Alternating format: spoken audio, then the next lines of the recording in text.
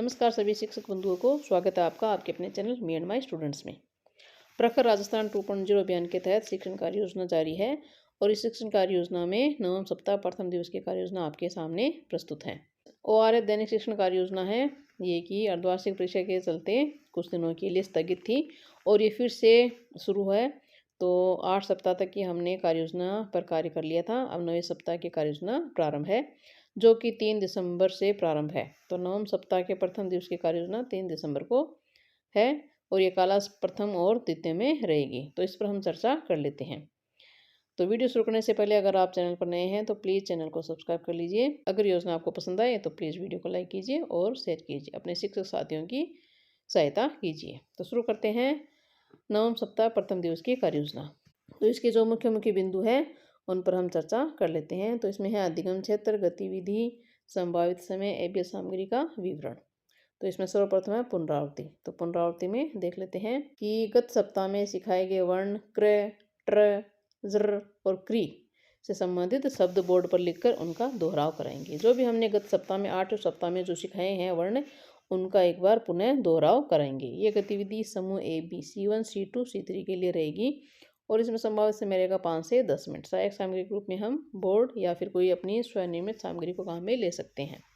इसके आगे अधिगम क्षेत्र है मौखिक भाषा विकास। इसमें हम क्या गतिविधि करवाएंगे कि मौखिक भाषा विकास के लिए हम खेल खिलाएंगे कि दिमाग घुमाओ फिर दोहराओ।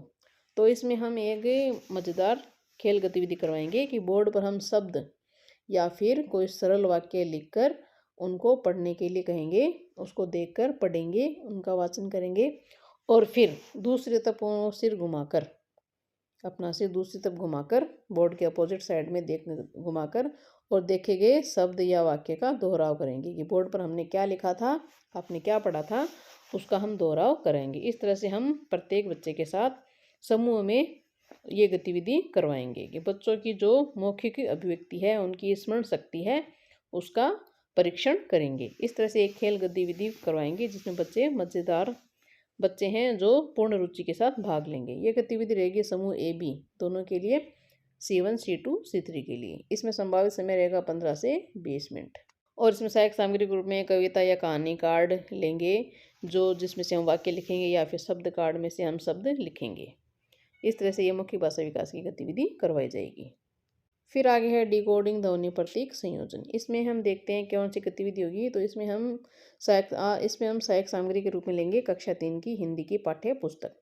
तो इसमें कक्षा 3 हिंदी की पाठ्य पुस्तक है। इसमें पेज नंबर 6, कहानी है चिंटी की तबीयत। बहुत ही मजेदार कहानी है। इसका हम जोड़ों में अथवा स्वतंत्र रूप से पठन करवाएंगे। चित्र आए हैं, उन चित्रों पर हम चर्चा करेंगे।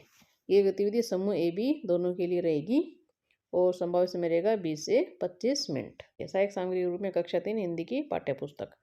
आगे है धारा प्रवाह पठन और समझना। इसमें गतिविधि रहेगी कि कक्षा 3 जो कहानी ली हमने चिंटी की तबीयत, इसमें आए वाक्यों का आवाज़ परिवर्तन कर, उन वाक्यों की आवाज़ परिवर्तन करके, जैसे कोई एक वाक्य ले लेंगे तो उसको वाक्य को विभिन्न गतिविधि के आधार पर एक वाक्य को गुस्से में, निवेदन में, प्रश्न करने, आदेश देने आदि के भाव से अलग अलग भाव बदलकर हम बोलकर बताएंगे। एक ये जो सरल वाक्य है उसको एक बार पुनः गुस्से में बोलेंगे, फिर निवेदन में, प्रश्न करके, आदेश देने के भाव से, यानी किस तरह से हमारे हाव भाव बदलते हैं वो बोलकर बताएंगे और अभ्यास करवाएंगे। इस तरह से अभ्यास करवाएंगे और बच्चों से भी अभ्यास करवाएंगे। आप भी इस वाक्य को गुस्से में बोल के बताओ, प्रश्न करने के रूप में बताओ। इस तरह से ये गतिविधि करवाई जाएगी और ये गतिविधि रहेगी समूह ए बी दोनों के लिए। संभावित समय रहेगा इसमें 10 से 15 मिनट और सहायक सामग्री के रूप में कक्षा 3 की जो पाठ्य पुस्तक है हिंदी की, वो सहायक सामग्री के रूप में रहेगी। फिर आगे है लेखन। लेखन में क्या गतिविधि रहेगी कि जो हमने कहानी ली है चिंटी की तबीयत, उसका हम अभ्यास पुस्तिका में लेखन करवाएंगे। उसको हम बोर्ड पर लिखेंगे और बोर्ड पर देखकर बच्चे अपनी अभ्यास पुस्तिका में लेखन करेंगे और उससे संबंधित प्रश्न उत्तर हम उसको भी लिखवाएंगे और कहानी से संबंधित सरल वाक्य है उनका हम श्रुत लेखन करवाएंगे। ये गतिविधि रहेगी समूह ए बी दोनों के लिए। संभावित समय रहेगा 10 से 15 मिनट और सहायक सामग्री रहेगी अभ्यास पुस्तिका। फिर आगे है C4 फलन के विद्यार्थी। तो ये विद्यार्थी अपनी कक्षा में बैठकर पाठ्य पुस्तक का शिक्षण करेंगे। पाठ्य पुस्तक में हिंदी, पर्यावरण, जो भी आप इनकी मनपसंद है या फिर कहानी की पुस्तक है, उनका पठन करेंगे। ये 2 कालांश तक अपनी कक्षा में बैठ में पठन करेंगे। सहायक सामग्री रूप में रहेगी पाठ्य पुस्तकें। तो इस तरह से हमने ORF दैनिक शिक्षण कार्य योजना में 9वें सप्ताह के प्रथम दिवस की कार्य योजना पर चर्चा की है। अगर कार्य योजना आपको पसंद आई है तो प्लीज़ वीडियो को लाइक कीजिए, शेयर कीजिए और चैनल पर नए हैं तो चैनल को सब्सक्राइब जरूर कीजिए। इस योजना में आप अपनी तरफ से बदलाव कर सकते हैं और कहानी पुस्तकालय से दूसरी कहानी भी ले सकते हैं। अपनी ओर से कोई भी मज़ेदार गतिविधि जोड़ सकते हैं। नेक्स्ट वीडियो में एक नई कार्य योजना के साथ, तब तक धन्यवाद।